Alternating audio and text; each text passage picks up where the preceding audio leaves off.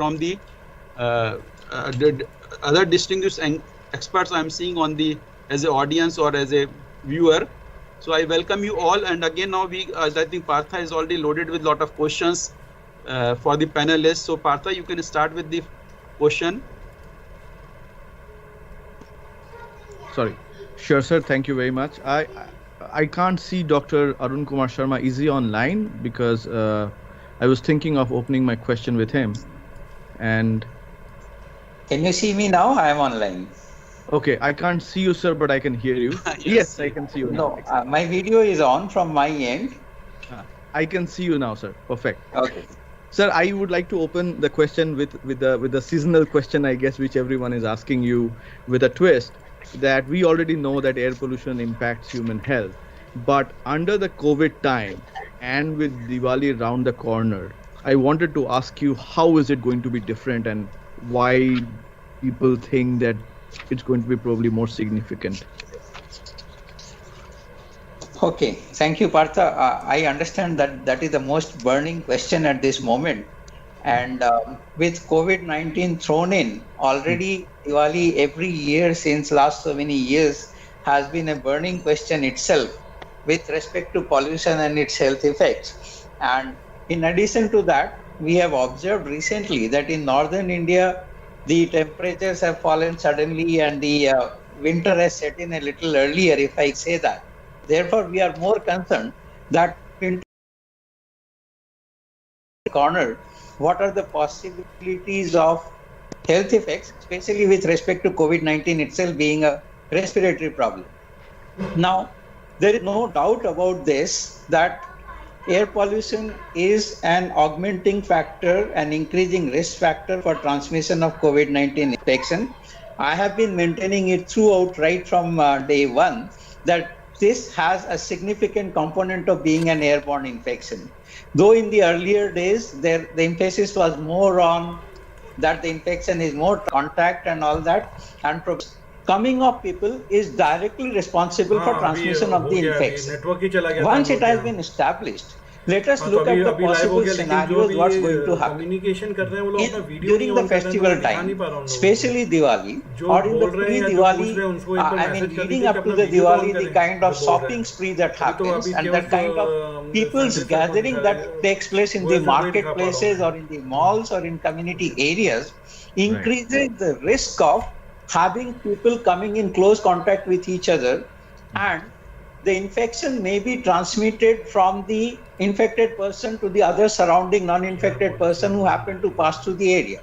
Now, with the winter setting in and more atmosphere being more polluted, with AQIs rising about 400 odd and the PM 2.5 levels going up, what will happen that whenever a person speaks loudly or coughs or sneezes in such public places, he emits out a large amount of virus along with it into the atmosphere.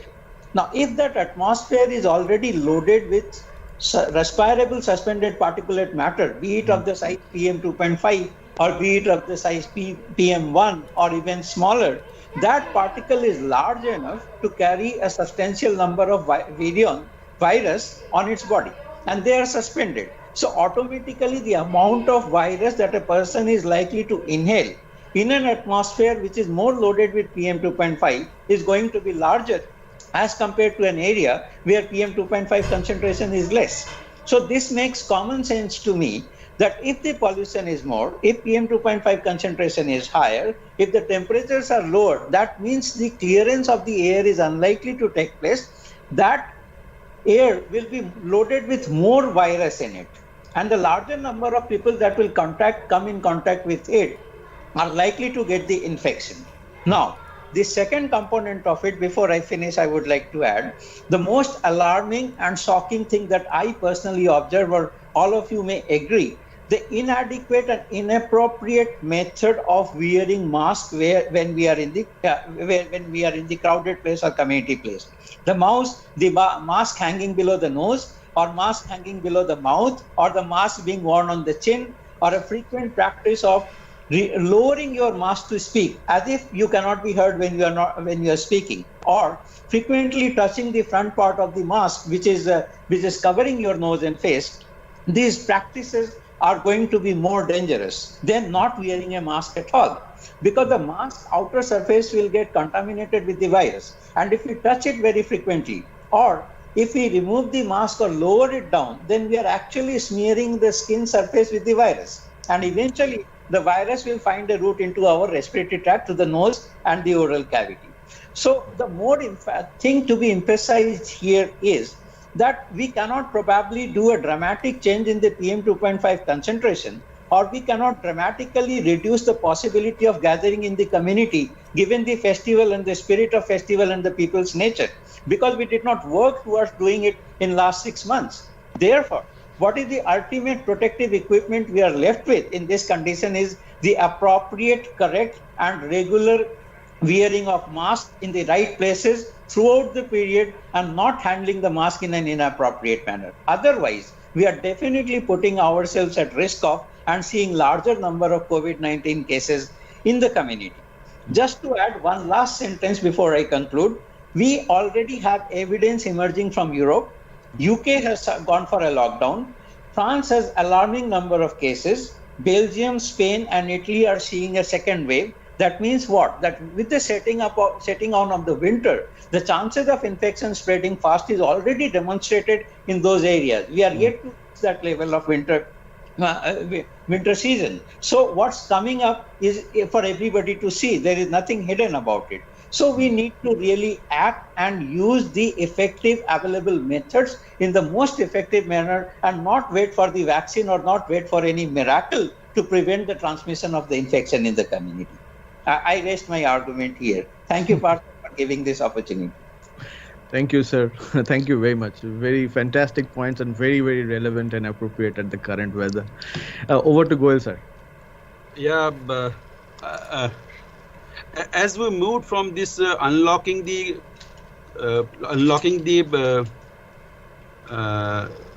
situation, I think the stubble burning was the next issue that was taking the toll. Particularly that started somewhere in the beginning of the October, and the situation has become very serious over the time, and we are getting now some few thousands of burning cases in Punjab and Haryana. And when we analyze and they see the newspaper and see that what is the contribution of these sources on air quality of Delhi, I think the figures are very alarming. Up to the 40%, 45%, 50%, and sometimes on few days it is 5% or 2%. So my next question is from Dr. Sachin from IITM, that see how this contribution is estimated, number one, how the contribution is estimated, number one, and number two, how it is on the path of the trajectory from the northwestern states, from Haryana and Punjab, how it travels to Delhi, and what happens to the in-between path, what are the contributions in different states or different cities in between, and what is happening beyond Delhi area. So can you just throw some light on those, on this, Dr. Sachin? Yes, thank you, Dr. Goel. So actually right now we are doing the modeling experiments to find out the contribution of these tracers which is coming from the fire burning in the northwestern region of India. So what we are doing, basically we are going with the two kind of experimental setup to see the contribution. So first thing is that we actually need the amount of crop burning in the states of India, and this information we need in real time to monitor how the contribution is coming.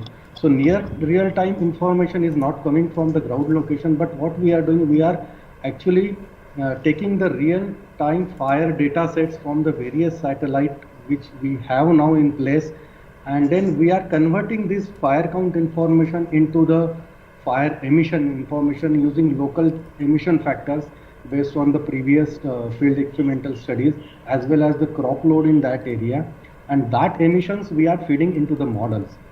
So what we are doing, we are running models in two modes, one with all these emissions provided to the model with fire emission, and another setup is without fire emissions. So we run these both model parallelly, and then the difference tells you about how this contribution is coming. And second thing that we are also doing in the model is that we are implementing some kind of passive tracers in the model. So whenever we have a fire burning occurring, so we get that data from the model, and then we provide that information to the model, and we actually provides the passive tracers in terms of carbon monoxide. So these tracers actually move in the model in a dummy fashion with actual CO molecules, and then it travels along with the winds. So it travels vertically, it travels horizontally, and then it comes to the Delhi, and then we take a difference between what is anthropogenic components and what is coming from the fire. So these two techniques right now we are using to estimate the fire contribution in terms of modeling experiments. And many times we have seen that we do see a lot of fire activity in the states of here in the states of Haryana or in the state of Punjab, sometimes in the Pakistan also. But that time meteorological conditions are not conducive. Many times you see northeasterly, so winds are not coming over Delhi, but they are actually moving away from Delhi. So instead of having large fires, you don't get any fire plumes coming towards Delhi, and you see less impact. Sometimes you get the condition where northwesterly is coming to the Delhi, southwesterly is coming to Delhi, and they are getting accumulated, and you also get on top of that a very stable condition, and that condition actually increases your contribution of fire emission.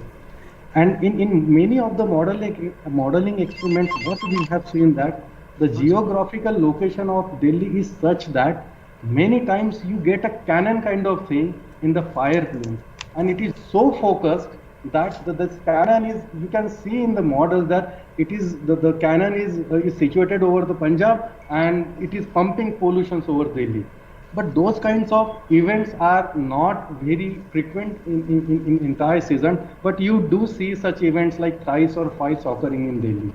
The problem occurs when you have consecutive high fire episodes, and the meteorology is conducive. Like yesterday and day before yesterday, we had a lot of fires occurring over the states of Punjab, and I think it was record-breaking fire counts we have noticed, and meteorology was conducive. So yesterday the contribution of fire was something around 22% over a mean for entire day, and on an hourly scale it went up to 36 to 40%.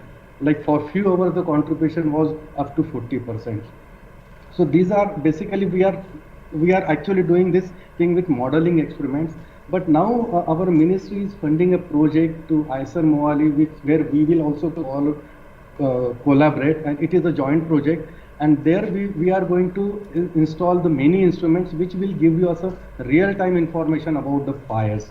So we will be installing a chart of aerosol mass spectrometer. Then we are going to install volatile organic compounds measurement like PTRMS. So those PTRMS, you get specific tracers from the fires, and that tracers we can measure exclusively using these instrumentation technique. So hopefully we'll come up with this kind of measurements set up next year, so that we will also have a real-time information about these tracers, and we can conclusively say how much fire is contributing to the Delhi's air pollution. Thank you. Yeah, thank you very much, Sachin. But I think the related question is that now what about the other regions apart from Delhi? It is in the upstream of Delhi or downstream of Delhi. What is the situation? Can we say something? And I request you to please keep your camera on so that others can also see. And I'll request all the panelists to keep their camera on so that, yes. Thank you. Yeah, so we did some sensitivity experiments again through models and implementing these tracers, and we have seen that like the most of the contribution which we talk about fire contribution is coming from the states of Punjab, and then you have a contribution coming from Haryana. Sometimes like 12% contribution also goes to Pakistan. So we did some sensitivity experiments with these tracers in the implemented into the model, and remaining 12% are coming from like by Western Uttar Pradesh or from the states of Madhya Pradesh and even from the Jammu and Kashmir. But the large fraction of contribution is coming from the states of Punjab. Okay. So Dr. Sagnik, would you like to supplement something about the contribution and how we can predict the the contribution in different parts surrounding Delhi area, because from the management perspective point of view, once we say that 40% is being contributed in Delhi from the Punjab and Haryana, perhaps the people in Delhi would feel that this is the problem of the other states, not the problem caused by the Delhi itself. So somehow it looks like that this kind of contribution or assessment, if we see that what are the patterns and again how it can be refined in the upper like the situation, if we see from the 50 kilometers from Delhi, probably the situation is not same. The kind of atmosphere, the kind of haze we are seeing in Delhi, it is not there in the entire stretch of this path. So the situation in Karnal or the situation in Panipat is totally different from what we see in Delhi and the adjoining area. So would like to have your expert view on this. Yeah, thank you, Dr. Goel. I think this is an important point. I think what is required at this stage is, change the way, change in the dialogue, the way we talk about the stubble burning impact in this entire region, not just Delhi. So, in my opinion, we have been emphasizing a lot about the stubble burning impact on Delhi and not so much on the impact in Punjab and Haryana, where actually the stubble are being burnt. Data are there. In fact, Sachin mentioned, how this contribution is usually estimated. You run a model. So if you look into, the contribution of stubble burning in the air quality in Punjab and Haryana versus the contribution in Delhi, that part is not being highlighted. Now, now also we need to understand, what happened is that the baseline pollution level in Delhi is much higher than the baseline pollution level in Punjab. And that is the reason why, when you add these additional emissions coming from stubble burning, we are reaching in the very severe conditions. While, despite the stubble being burnt in Punjab, it's not taking the Punjab air quality to the severe. And that's where I think the problem lies. We need to engage with the farmers. We need to talk to the local people. And obviously, if you are burning stubble, that's the first place where actually the pollution will increase, and that is happening, but we are not giving too much attention to that dialogue. That is number one. And I agree also with Dr. Goel, with you saying that even if you take the stubble burning contribution out from Delhi's air, still we are nowhere close to the target what we are emphasizing. So obviously it's very important to control stubble burning, and that's a whole different issue. Obviously probably later on I can highlight you, but very quickly to say is that the problem detection and attribution has been completely done. Now there is absolutely no doubt stubble burning is an important problem. It contributes to the air quality.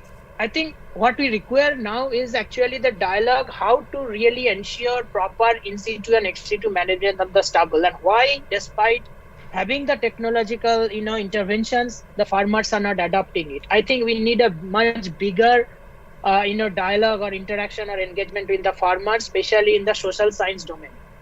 And that's probably we can discuss later on in more details. Yeah, thank you very much. I think the same. I think I can continue with the question with Professor Mukesh Khare. From the management perspective, how do you see these different sources of air pollution, particularly added by the stubble burning during this period? But this is only a short-term phenomenon of 2 months. Then followed by winter, the sources will be different, contribution levels will be different. So once we know that this is the kind of contribution in Delhi particularly, so from the management point of view, what kind of impact it has on the regulatory perspective, from the regulatory perspective point of view? Yeah, thank you, Sanjeev. Thank you for inviting me to share my experience with the esteemed panelists and experts working in the air quality area. My impression, looking at for experience of this stubble burning plus winter pollution in Delhi NCR is that there are two distinct sources broadly, if you see. One source is an episodic source which contributes to the daily pollution every year, and that is existing in the adjoining areas of Punjab and Haryana in form of stubble burning. And that source is not causing or is not contributing directly the primary pollutants, but it is causing the secondary aerosols which are produced after the primary pollutants are emitted from those burning of the stubble. Right. So those stubble from Punjab and Haryana is causing the smog over the Delhi atmosphere in form of secondary aerosols, which are traveling the distance due to the wind forces, bringing them to the Delhi. And the second source is, they are lying within the Delhi and adjoining areas, and they are the local or sources in form of construction, in form of the resuspension of the road dust, in form of the burning of the MSW, in form of various small scale construction activity, not large scale, but individual houses. They are constructing their or repairing their houses, and they are putting the heaps of sand and other construction materials in front of that, and you find hundreds of these type of small construction activities going on, apart from the large construction activities being undertaken by the agencies like NBCC or DLF or many other things in Delhi and outside of Delhi. So these two sources are very distinct, and many apportionment study has already quantified these sources, that how they are contributing, how much they are contributing. They are already quantified. But if you see the overall average in a year, the pollution of Delhi, except the summer days, most of the time the exceedances are there of the pollutants like PM 2.5 and NOx, and that are mainly due to the existing local sources within Delhi and adjoining areas of the Delhi in Haryana, Punjab and Uttar Pradesh, right, like Faridabad and etc. And these sources are already identified, and they are all diffuse sources.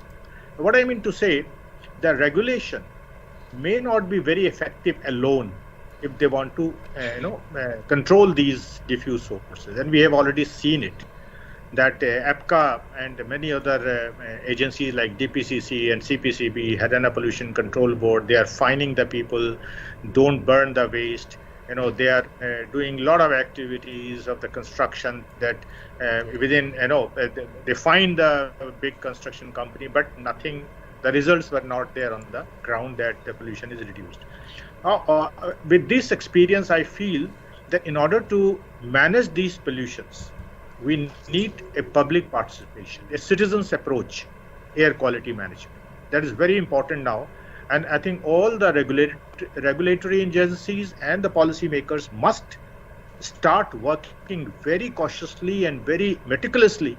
That is how to involve citizens in managing these type of sources. Citizens depend upon the type of the sources and type of the pollution.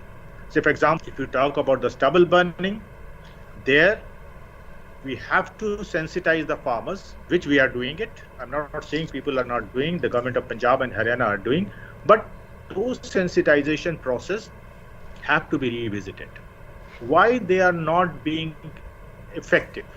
What are the reasons that those sensitization process of not burning the stubble, even after using the mass media, the radio, the TV, and the paper media, they are not being effective. So we have to revisit and see that what are the gaps. And for that, we have to talk to the farmers. We have to make some social scientists in the group. We have to involve the NGOs, right? And this is not a task of 1 month or 2 months. We have to do it at least a year before this October month comes. And then we have to analyze those questionnaires, those data, and see that what are the gaps, why we are not able to convince these farmers. This is the one approach. The similar approach we can also adopt in controlling the which is causing 20 to 30% of the daily pollution.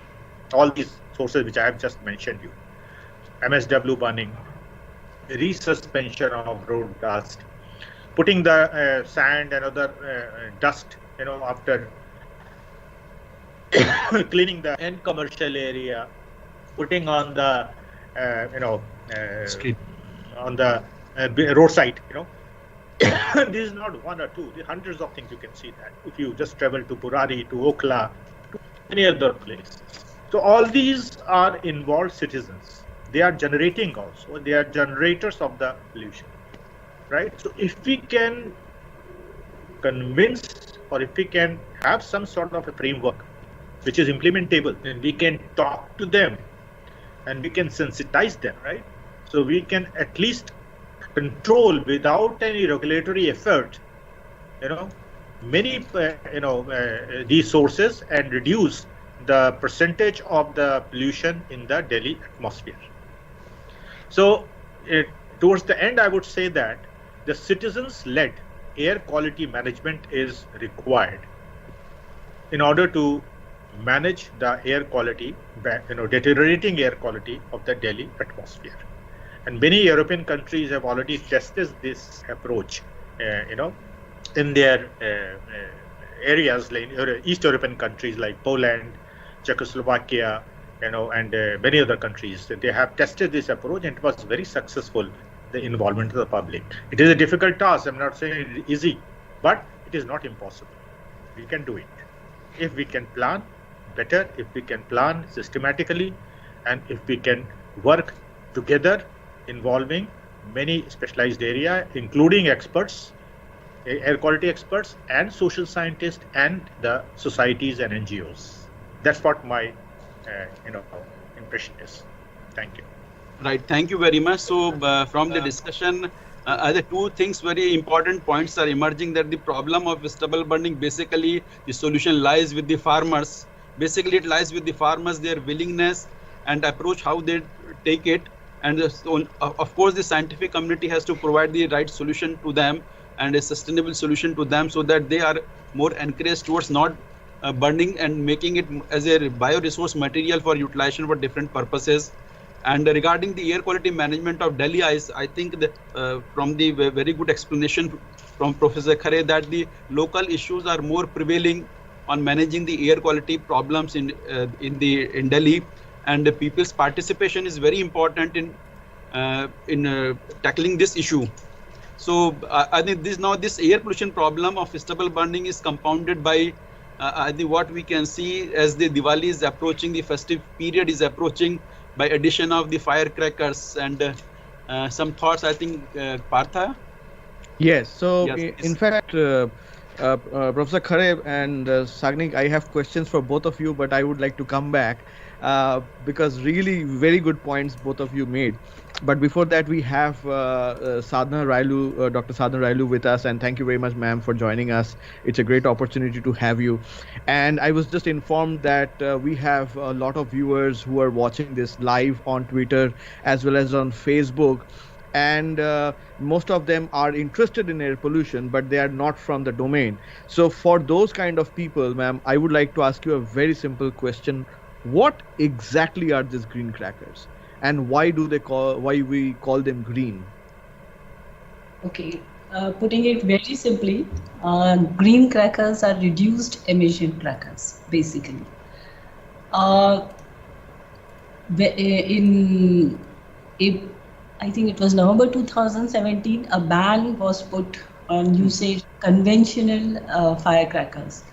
So our minister, Dr. Harshvardhanji, exhorted the scientific community that we should be developing crackers which will not only resolve the issues, environmental issues, but also address problems of the firework manufacturers. So the green cracker was developed from that point of view. So coming back to your question, what are green crackers? Green crackers, as I'm putting it very simply, are reduced emission crackers. Now, if we go into the technical details of it, it's basically having a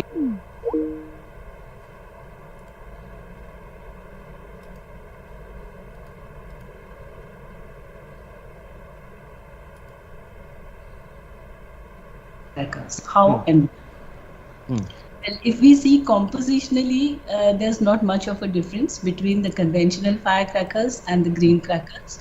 Conventionally, the firecrackers are having oxidizer, fuels, reducing agents, so on and so forth. So all these ingredients are definitely there in the firecrackers, but it is present to a significantly reduced extent. Okay, so because the chemicals are produced to are present in very reduced concentration, obviously the emission is less.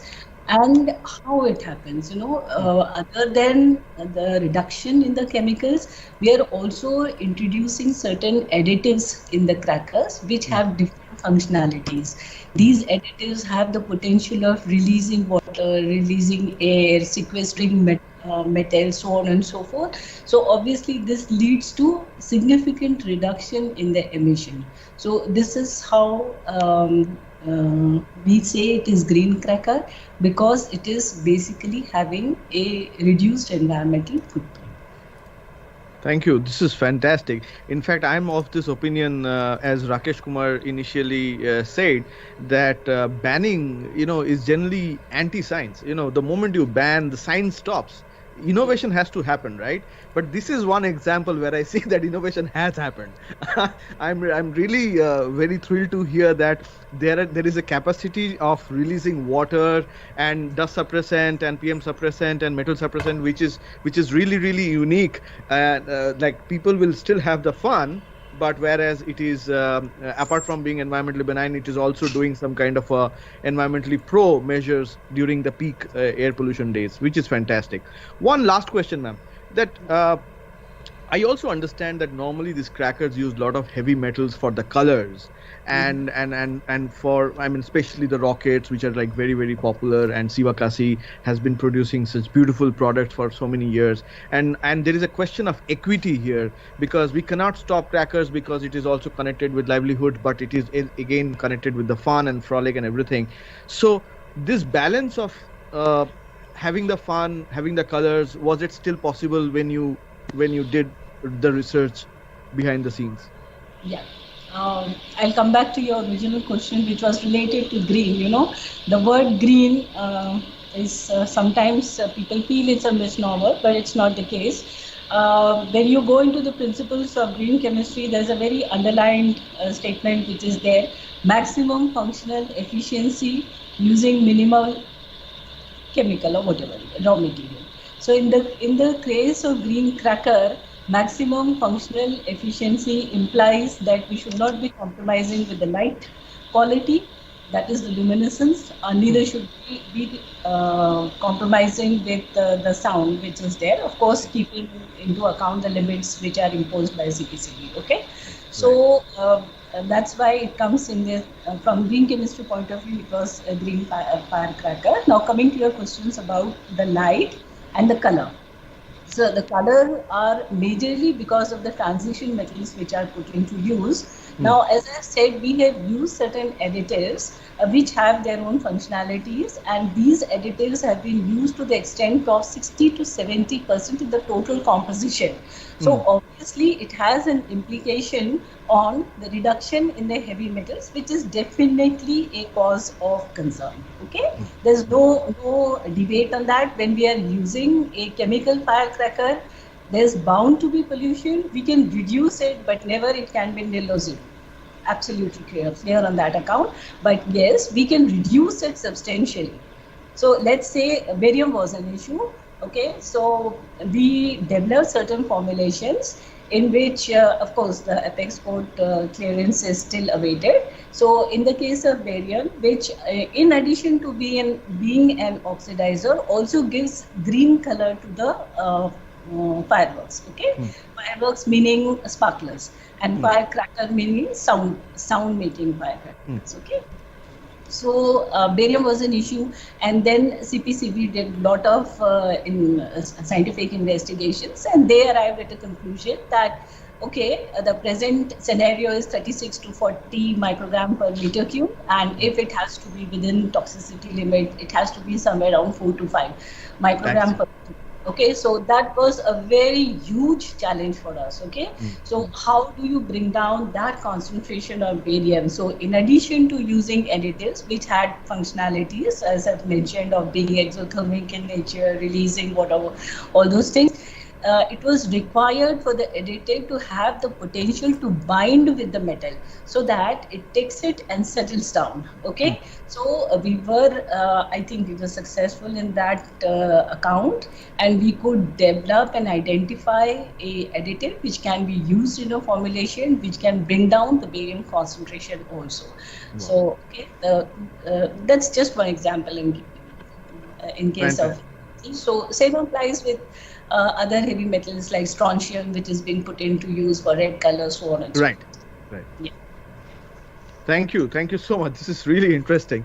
And Khare Saab, since I have the mic, before I give it to Goel Saab back, I just wanted to ask one question. Actually, you are right, sir, because during this time of the year, the whole focus is always on the stubble and Diwali, and it seems as if they are the 100% contributor of the air pollution. But as you rightly said, there are many other factors. I wanted to ask you, sir, transportation, which has been categorically seen in urban areas being one of the key contributor of air pollution, how do you see that in the case of Delhi, and specifically with the this freight transportation, which is responsible for bringing all the commodity, being landlocked, all the commodities which come into the city using these trucks, etc., and urban deliveries because of now COVID cases. How do you see that, and what do you think are the control measures that can be taken for that? Okay, Partha, thank you very much for taking my comments on transport. As far as I see for the regular transport, not freight, for the regular transport, the government has done a lot of action. They have taken a lot of decisions, and you just see that BS6 has been implemented from 1st of April. Second, CNG is already being used in many commercial buses. Metro is being expanded in many cities. Public transport, right? So these are many steps which the government has taken, spending a lot of money. Apart from that, still the transport, if you see the apportionment studies of many institutes, the apportionment study says that transport is contributing more than 30% of the pollution within the city. If still the transport is one of the major contributor within the city. What is the reason behind that? The reason behind that is, again, the citizens not aware that how their vehicle, even after using BS6 and other good fuels, they are causing the pollution by their behavioral reasons of driving the vehicles. So these here also I would say that the citizens led air transport air pollution management is required, where citizens have to be somehow sensitized. Absolutely. Say for example, these days the Delhi government is doing a very good effort of switching off the engine when the red light comes. People are standing over with some boards over there, please switch off, right? And if somebody is not switching off, then they go there, they request, and they switch off. Absolutely. Perfect. I think that is required.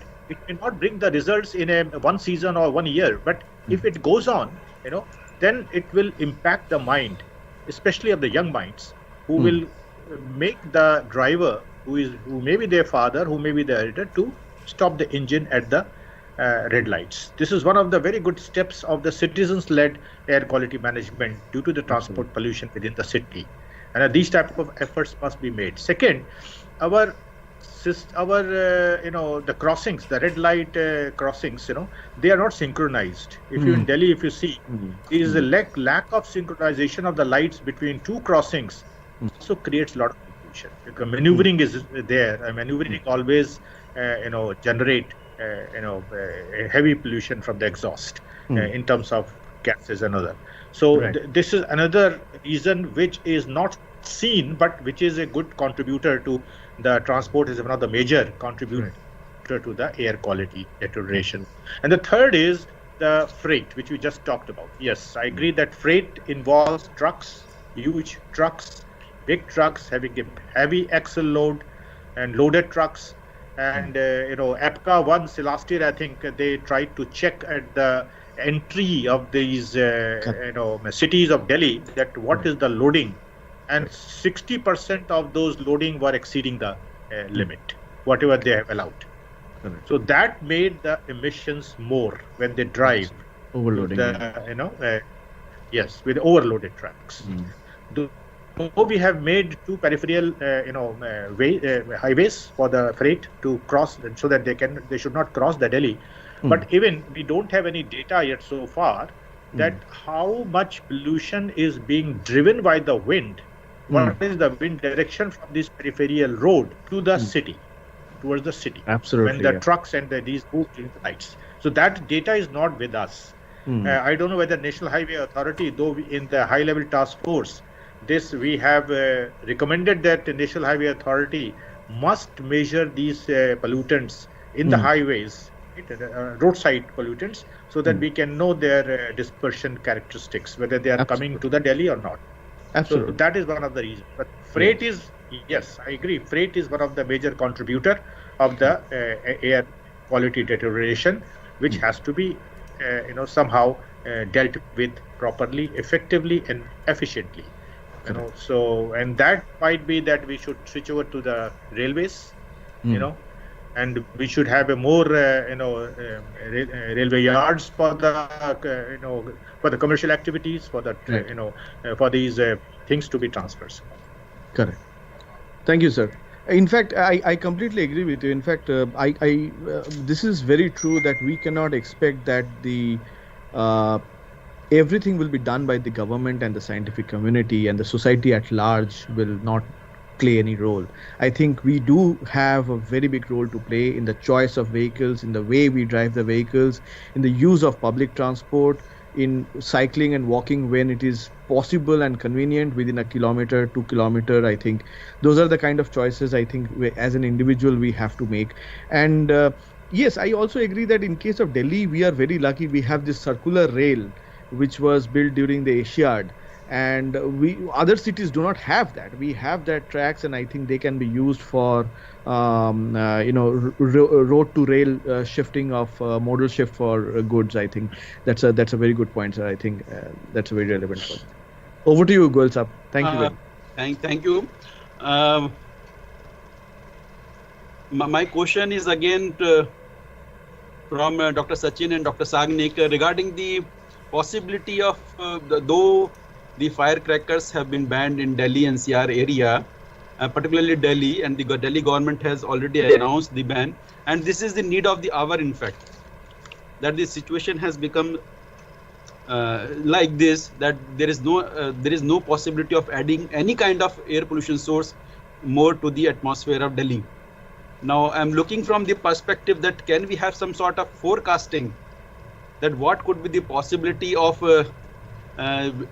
atmospheric situation during Diwali period of say 12, 13, 14, 15 like that, so that still there is some possibility of use of some ventilation or some kind of potential is available for firecrackers bursting, and if not in the evening hours, can it be done during the daytime where the mixing height is more, and in the daylight maybe the one will not have the full enjoyment of the firecrackers, but at least some satisfaction in the form of, yes, the firecrackers have been bursted by the children, particularly by the children, and they have some satisfaction of celebrating the Diwali with firecrackers.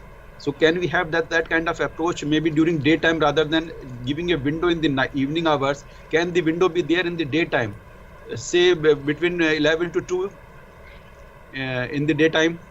So that kind of mechanism can work out? Can we say something from the air pollution forecasting point of view or modeling point of view?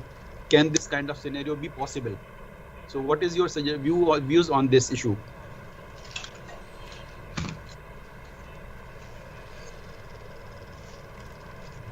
Dr. Sachin, please unmute your mic.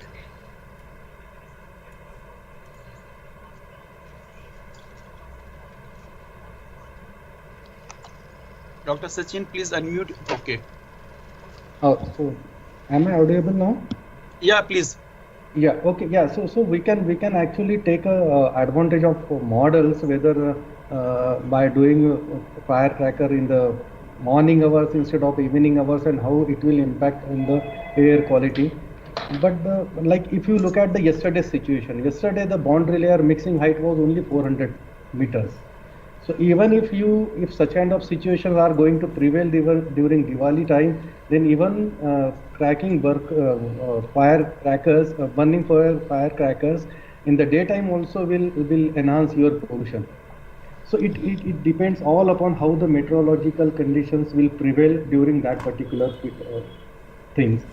And we are actually doing this kind of forecasting. So when we have already forecast in place, you can visit our website and you can see how good is that forecast and how it is going.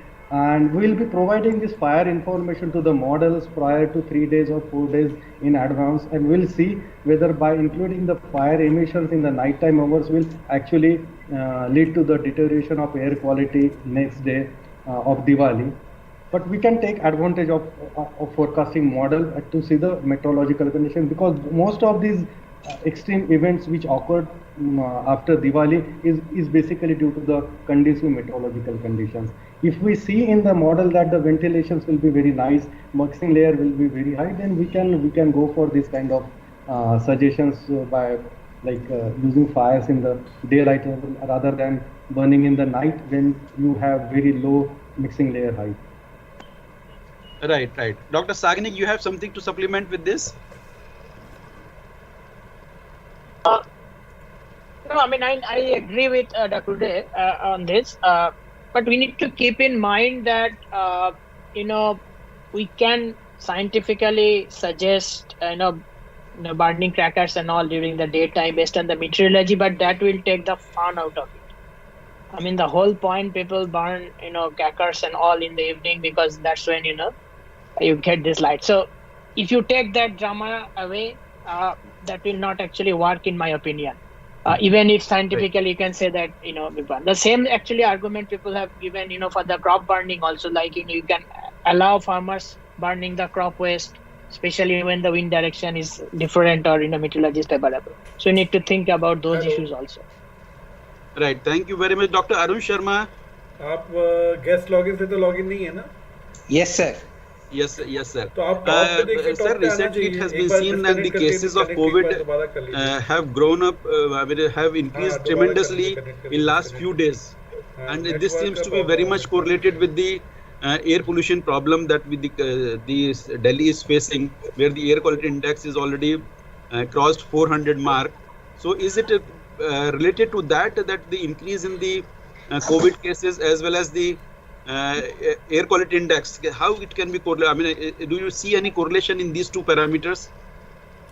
So, sir, we actually wanted to work in this particular area, taking cue from some work which was earlier done in Wuhan and in Italy and in one of the states in USA, that they have tried to see an association between pollution levels as well as the number of COVID cases.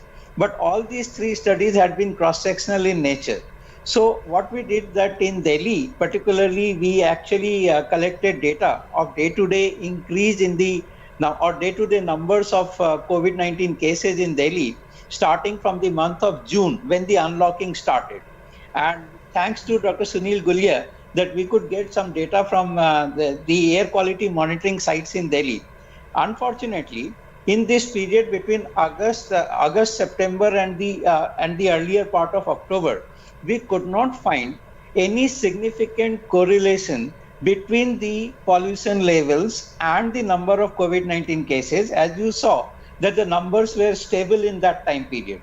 Therefore, a mathematical model showing a direct relationship could not be established. We even tried to do an analysis doing a lag phase study, that 1 day, 2 day, 3 day, or 4 day lag models we created of generalized estimation equation to see whether the sequence of events are such that suppose the pollution levels are high today, and if that is responsible for causing increase in infectivity, then the person will show with signs and symptoms after 4 to 5 days. We say that after exposure, the signs and symptoms will appear after 2 to 5 days. So keeping a minimum lag of 2 days and maximum lag of 5 days, we tried to create a model, but we did not find any consistent relationship. Therefore, mathematically or scientific evidence wise, we at this moment cannot say that air pollution per se is the single responsible for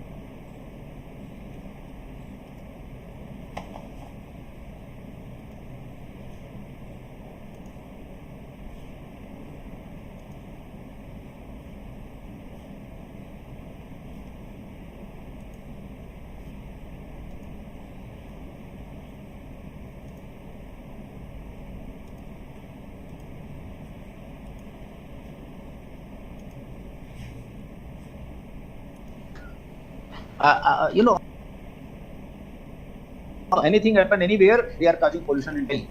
We do not see our behavior. Where is the public transport today? Who has stopped the metro to allow the passengers using the token? See, if I do not have enough money in my card, I am not allowed to travel by metro. If I cannot buy a token, metros are running, empty.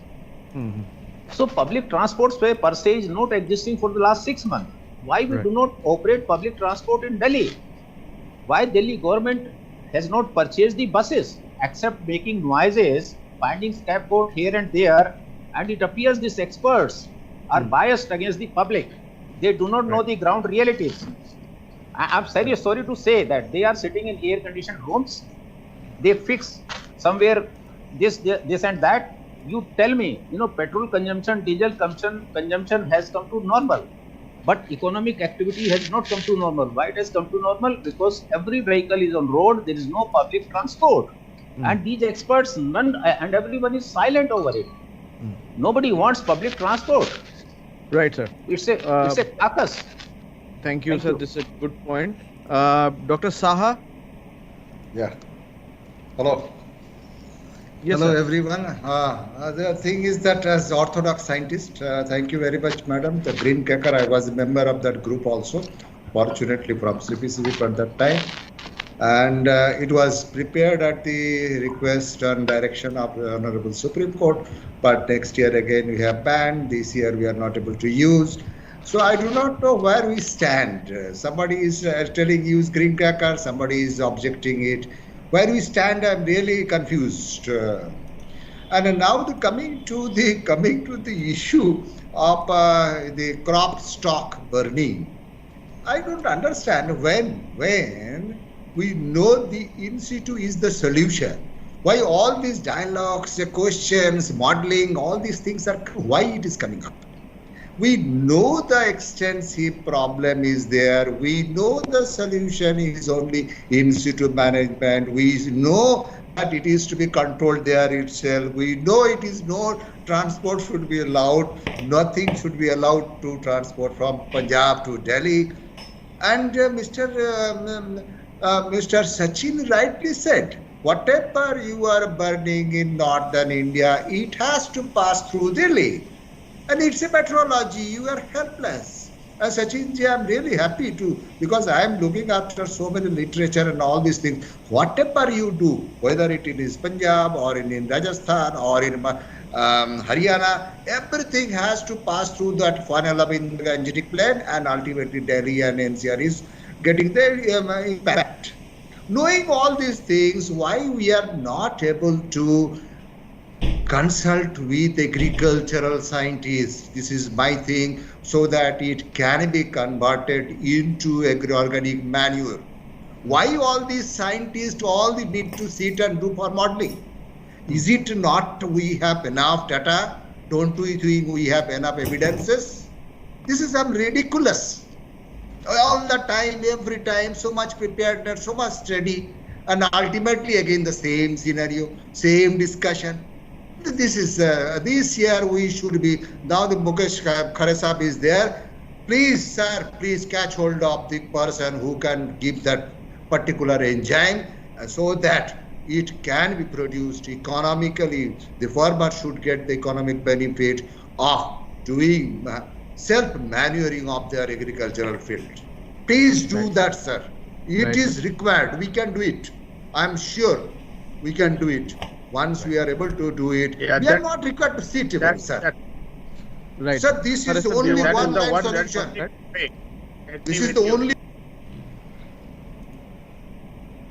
Dr. Khare, do you want to respond? Yeah, I think I completely agree with Dr. Saha that we have to have some sort of a framework or a methodology to sensitize the farmers and to make them aware,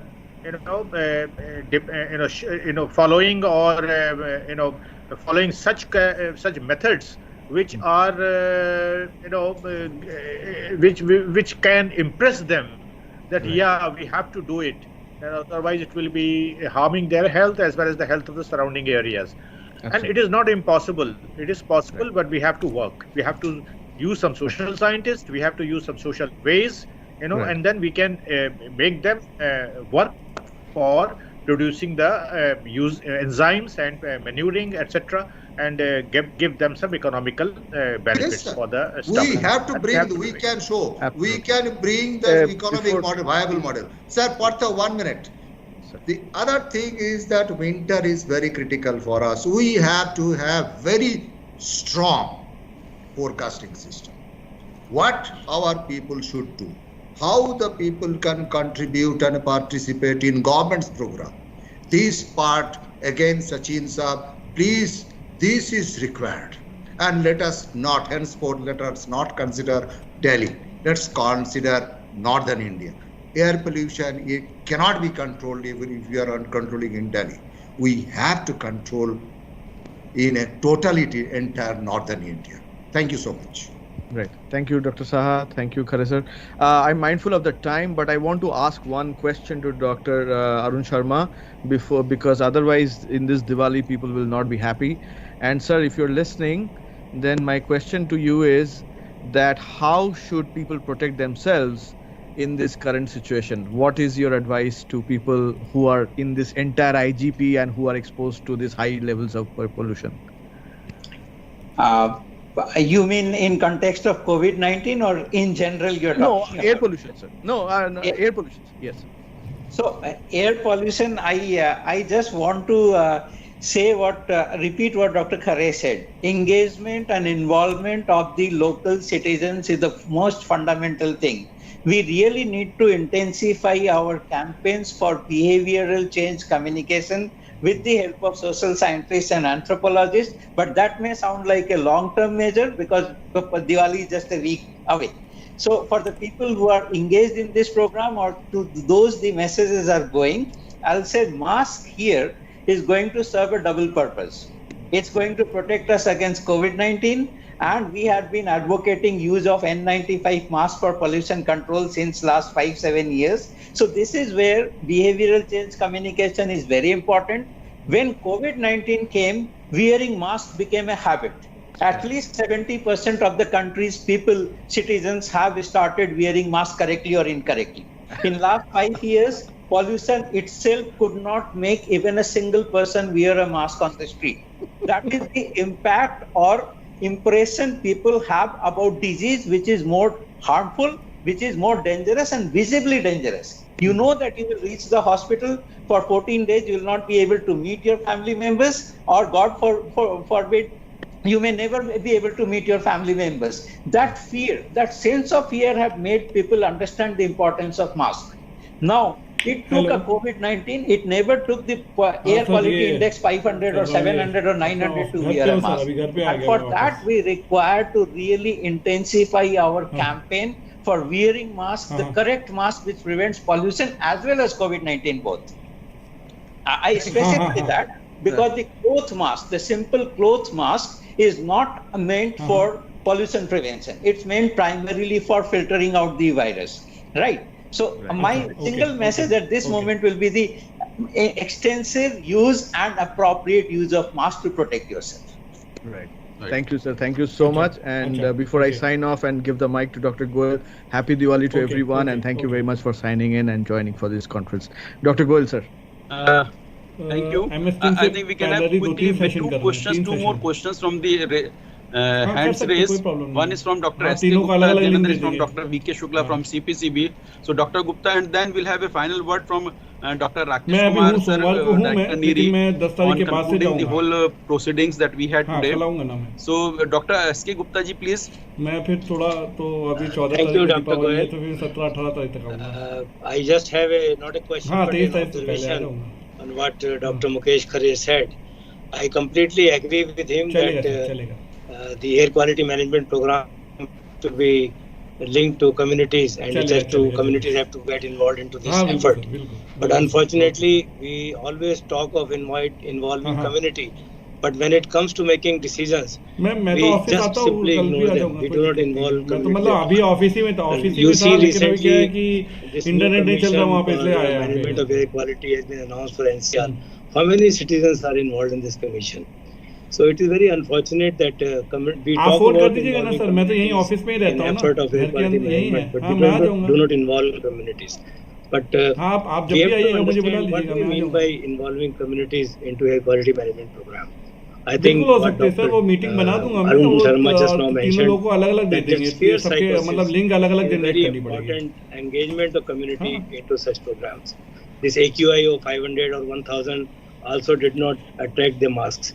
But the fear of away from the families because this COVID attracted people toward the mask. Similarly, you remember when the fear of AIDS came in the country, people adopted to use of condoms in a very large number because that was again a fear psychosis. In the similar way, I feel that in air pollution, if we have to create a fear psychosis, we have to make them inconvenient. We have to make them inconvenience. Unless they feel inconvenience, they will not adopt to and get involved themselves. Otherwise, they will think it is a government program. We just have to follow some directions at our own convenience. I think the important thing is that all scientists, engineers are being used by today by bureaucrats and administrators, but they are not getting their advices are not getting heard in a very serious manner. And if really air quality management is to be done in Delhi, and when everybody is saying, Dr. Sachin is here, he is mentioning other people from meteorology department have been saying that meteorology is, I think, one of the main responsible factor for air quality management in the entire northern India. So what is the harm in suppose we restrict our activities in the northern zone for 2 months or 3 months? Let people become inconvenienced. Let people shift to some other areas during these 3 months. Why don't we declare holiday for 3 months in northern zone? What is the problem? Problem is that we do not want to leave our things. We do not want to leave our conveniences. We do not want to leave our luxuries. We do not want to be away from our this thing. conveniences. We have to become inconvenienced. If this is the situation in the country, if meteorology is bad in our area, yes, so let us close down our activities for next 2-3 months. What is the harm? There will be some hardships to people, but people will have to learn and find new ways to adjust to this kind of situation. For example, if Delhi is such a big, important city of Delhi, it is important because it is the capital of India. Suppose we shift the entire capital of India from Delhi to say Bhopal or to Nagpur. What is the harm? Maharashtra is using this practice for so many years that they have two capitals, one in winter capital is in Nagpur and summer capital is in Bombay. So why don't we shift our capital of Delhi to Nagpur or Bhopal in the central zone somewhere? What is the problem? Problem is that it will cause inconvenience to bureaucrats, it will cause inconvenience to politicians, it will cause inconvenience to business people. It will not cause inconvenience to any common people. We have to make them inconvenient. We have to create inconveniences for them. Only then they will listen. I think if we have to involve communities in this air quality management, I think what Dr. Arun Sharma said, that we have to create that fear psychosis, and what Dr. Mukesh Khare have said, that we have to involve communities in a very serious manner. That these were two my observations. I think I will keep on saying, but I don't know whether during my lifetime I'll be able to see any change in the air quality management in Delhi. I'm a born and brought up in Delhi, but unfortunately I'm suffering and facing all these ills of air pollution. So now thank you. Thank you very much. So we'll have a last question from CPCB, Dr. V.K. Shukla. Thank you, Dr. Goel. I'll not take much time because already a lot of things have been said. Two small issues just I want to raise here. That everybody knows that a lot of policy actions have been taken in Delhi, and enforcement and public involvement has also taken place. And we have seen the results in terms of air quality because of certain policy actions. You may call it BS6 and switch to cleaner fuel and so many things, East and Western Peripheral Expressway, renewed standards, etc. And enforcement activities have also increased. But now my query is, I'm curious to know what more policy actions experts suggest. Because this cannot be business as usual, and now we have to do something more. And if I can highlight few numbers here, because 2020 is little different because of COVID, but if you see 2019, in winter we don't meet the standard. That means we don't have the good air quality most of the time from November onwards up to February.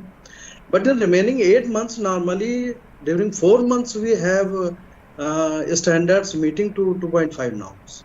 So 50% times we meet the standard, but 50% time we don't meet the standard even in normal days. That means in summer and rainy season. So something more need to be done, and in my opinion, it can come through majorly through policy actions, because that will be uniform to the region, because Delhi is not isolated. The problem is in the whole Indo-Gangetic belt and North India and Pan India also, because many times it has been discussed that we have localized problem. If I can again give some numbers, around 75% station don't meet the air quality norms at an annual basis. So here and there we can have pockets, not in terms of geographical area, but population is concerned, and it is thickly populated northern belt especially. So we are not, we should be concerned about the population, and Professor Dr. Sharma has already raised those issues. So what about the policy action? What more can be done? That probably we can discuss later on if time does not permit. And my another query are to scientists from NEERI, Ms. Sadhana, that what more we are doing, because 20 to 30% green cracker you just now informed, and we know that what process, because CPCB was also part of this process. But as CPCB, whether we are moving ahead more than 20, are we aiming 50? Some research is going on. More green cracker, or are we stopped at 20? So this was a small query, because as a regulator we want more green fuel, clean fuel, green crackers, and everything green we want. So can you throw some light on this? Sure. Please. Dr. Goel, can I respond to these questions? Yeah, please, madam. Yeah, please. Coming to Dr. Saha's question, what is the status of the green crackers as of now?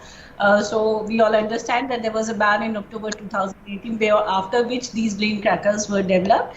And I'm very happy to share with you all that we have at least 400 firework manufacturers across the country who are registered with us, and they have taken these formulations and they've gone in for commercial production as far as the new formulations are concerned.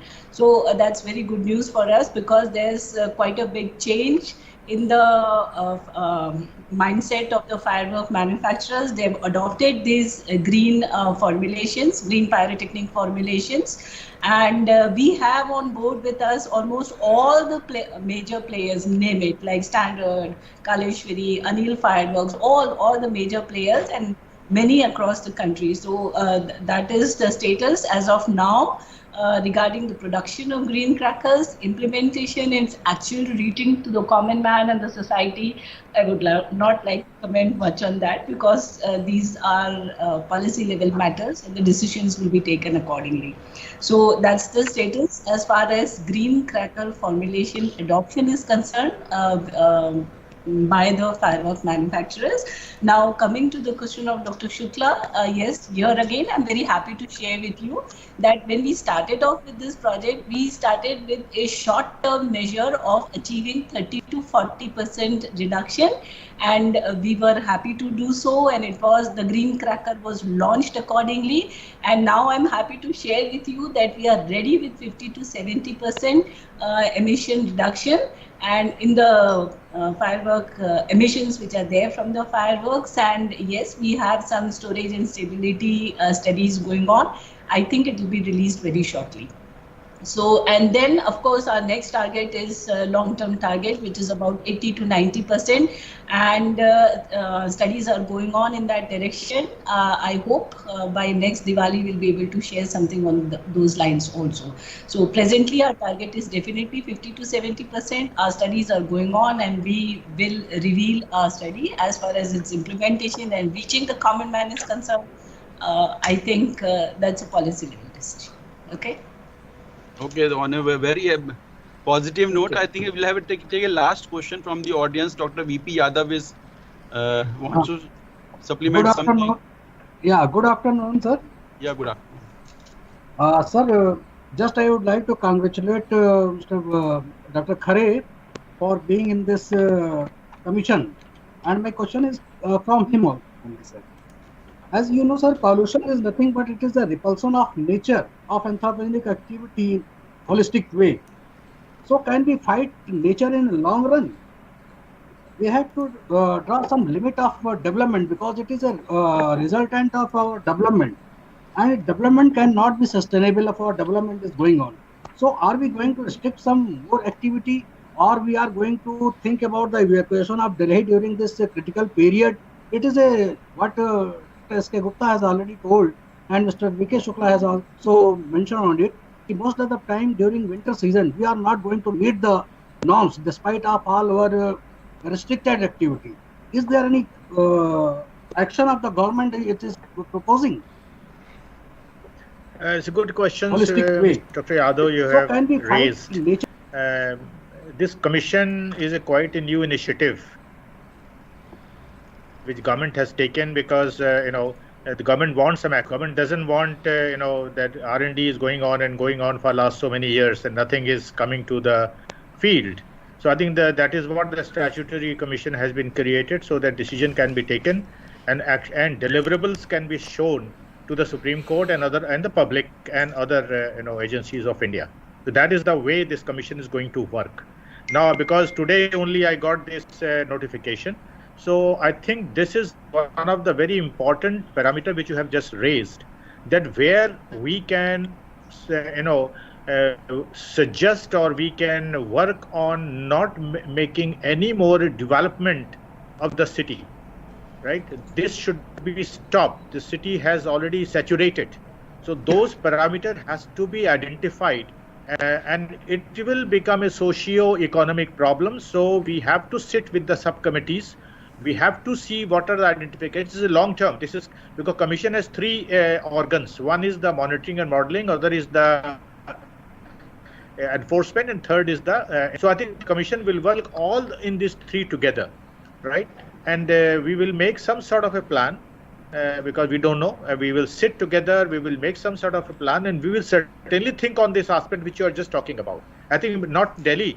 Many more cities need such type of drastic action so that the environment can be saved. And it is being done in the many Western and European countries. I agree with you. I think we are going to work and we are going to deliberate this issue also when the Commission starts working. Thank you very much. I think the carrying capacity of the whole region, the Delhi and the surrounding area and the NCR needs to be assessed now in practical terms. And we see that the air assimilative potential is already exhausted, particularly during the post-monsoon and winter months. So I think these are the two critical factors. I think that we should, in the time to come, we should keep analyzing such kind of parameters and focus on these aspects. So with this, I think. Yes. Well, sir. Yeah, the assimilative capacity is not, it is accumulation. We are getting accumulated with secondary aerosol, what the Professor Khare said. It is proven. No more study, please. We have done enough. Now everything has been done, sir. Mukesh Khare Sahab has crystallized everything. Only focus. No burning in the field means no burning in the field. No bursting of the crackers means no bursting of the crackers. We know, sir, it is just aerosol loading only. Just do it, analyze it, you will get 70% of secondary aerosol in Delhi atmosphere. And it is coming from Haryana, Punjab and Rajasthan. For this, do you need more studies? Let's not waste, please. It is not the study to see what is the effect of implementation of the strategies. So you have to monitor the progress. So thank you very much. I think I'll request Dr. NEERI, Dr. Rakesh Kumar ji to summarize and show the way forward for the whole issue. Dr. Rakesh Kumar. Yeah. Thank you, Sanjeev. I think very, very important points got covered by multiple people, starting from extreme of evacuating the whole area, not doing for 3 months from Dr. Gupta, then managing certain sources and things like that. I think time has come also to acknowledge that in India as an air pollution community, we all have done good amount of work. I think unless until we take pride in doing something good in the country, if we do not keep taking pride in doing it and acknowledging that, we will not be able to take the next step. So we always hear negative stories about air pollution in our country, and that is what keeps everyone down. Even researchers are being questioned कि आपने तो 10 report बनाई, उसका क्या हुआ? All those things have been questioned. But I think as we go ahead, we need to be saying that look, India was the country when we started manufacturing our own monitoring equipment. Later on, we started importing it. Is it not that we didn't know how to do it? Our own people had designed and used and managed it. Same thing came in even in the control of pollution. We did quite a bit of work in some of the area which are highly polluted. Chembur, which are known as gas chamber, is much more cleaner, 1/10 of what it had in 1970s and 80s. Many of you who are not aware of it, you can look at the data, right? So I think one is to, as a community, we take pride in having done something good. And the second step is to document and take next step one by one. Doing in one go, saying that in next year we will have a big benefit, will not work out. If you see the history of all the cities across the world who have got cleaned up, so-called cleaned up in terms of air pollution, they have taken minimum between say 2 years to 10 years. So what is important is that the moment I'll say this, people will say, no, we don't have time to wait for 10 years. But it's important to clean one by one. So we clean transport sector, we clean up our agriculture sector, we clean up our garbage sector, we clean up our resuspended. Let's do one by one. And I'm not saying it should be in linear fashion, it can be parallelly also done. And we document and take pride. So I will acknowledge and thank all of you to having contributed, and we can only assure from NEERI's side all the colleagues who are working. It's not only for green crackers, but any other domain as well. We are there to work with government, private, NGOs, and the people as well. Thank you for joining. Thank you very much. Yeah. Thank you very much, sir. Sunil, you have something to say as a formal vote of thanks? He is the person who has been, in fact, running and arranging all these things. Dr. Sunil? Yeah. Thank you, sir.